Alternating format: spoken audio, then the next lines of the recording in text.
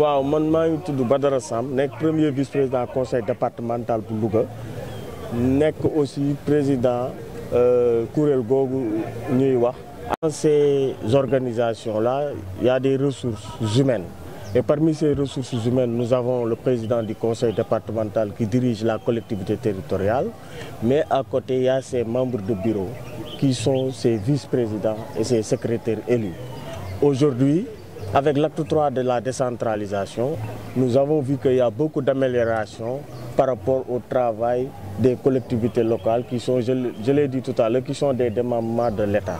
Mais aujourd'hui, nous avons vu qu'il y avait l'UAL qui est l'association des élus locaux du Sénégal, dirigée par l'honorable député M. Wouri Diallo qui est ici à mes côtés, qui est en train de faire un excellent boulot pour essayer quand même de réunir toutes ces entités-là qui sont des élus à travailler davantage, à contribuer bien sûr au développement de ces conseils départementaux-là.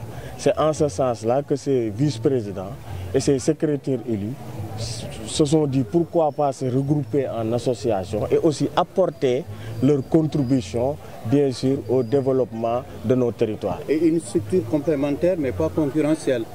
Oui, bien sûr, bien sûr. Aujourd'hui, vous avez vu le président de l'UAL qui est là à nos côtés.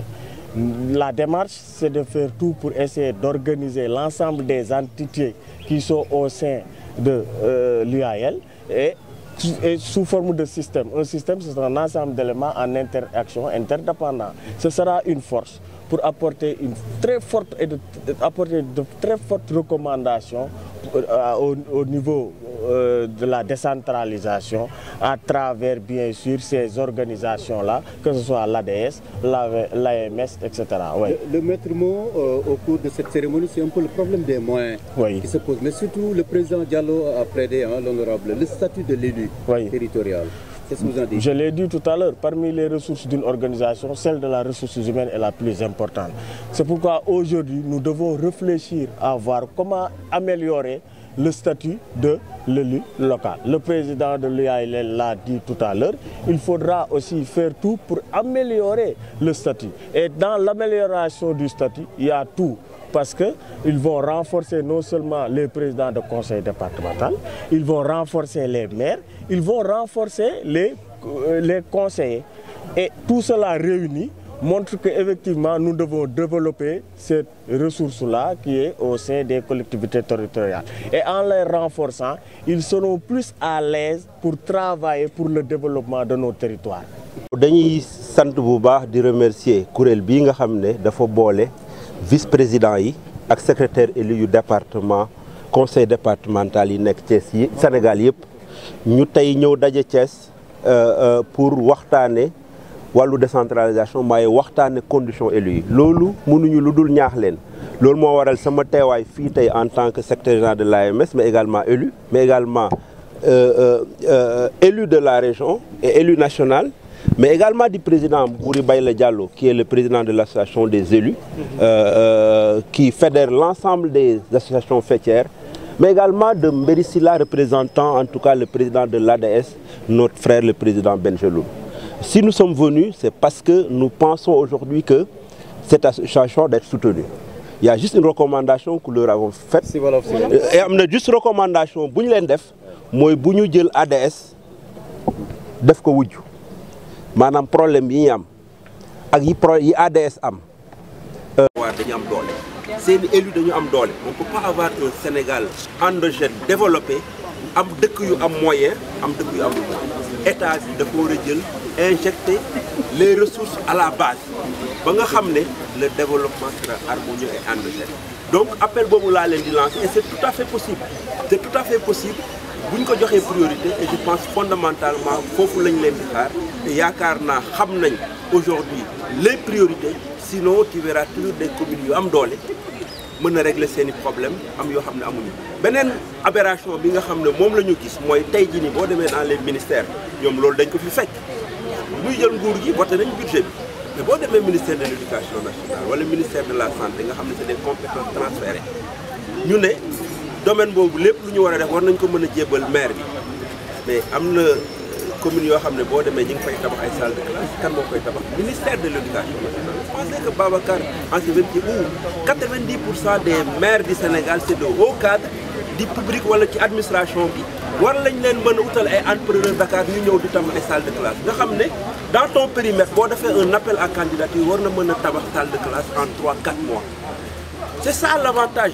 Maintenant dañuy centraliser lépp au niveau des ministères moo xam poste de santé yi la moo xam case de santé yi wala maternité yi wala salle de classe yi wala collège yi nga xam ne salle boo xam ne en 3 mois war nga mën a lancer appel d'offre tabax ko day def 12 mois pour ñu lancer appel d'offre sélectionner doog a ñëw tabax yooyu la ñuy wax nañ ko war a dindi déconcentration. budget consolidé dañ ko war a jubbanti comme seen langage.